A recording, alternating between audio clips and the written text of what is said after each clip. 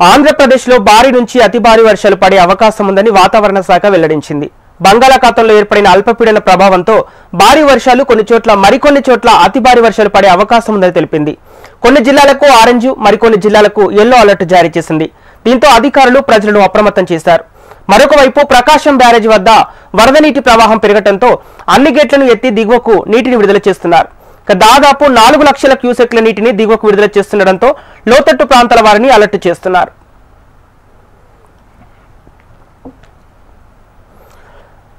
వాయవ్య బంగాళాఖాతంలో అల్పపీడనం కొనసాగుతోంది. విశాఖ, గంగవరం, కాకినాడ, మచిలీపట్నం, నిజాంపట్నం పోర్టుల్లో 3వ ప్రమాద హెచ్చరిక జారీ చేశారు.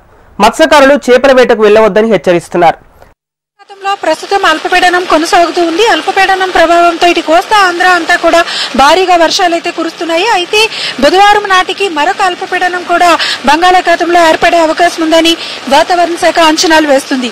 ఈ నేపథ్యంలో అల్పపీడనాల ప్రభావంతో ఇటు విశాఖపట్నం నుంచి అటు కోనసీమ జిల్లాల వరకు కూడా భారీ నుంచి అతి భారీ వర్షాలు కురుస్తాయని వాతావరణ శాఖ తెలియజేసింది. ఇప్పటికే ఈ జిల్లాలన్నింటికి కూడా యెల్లో అలర్ట్స్ కూడా జారీ చేశారు. మరోవైపు రాయలసీమ ప్రాంతంలో కూడా భారీ వర్షాల నుంచి మోస్తరు వర్షాలు ఉండే అవకాశం ఉందని వాతావరణ శాఖ తెలిపింది.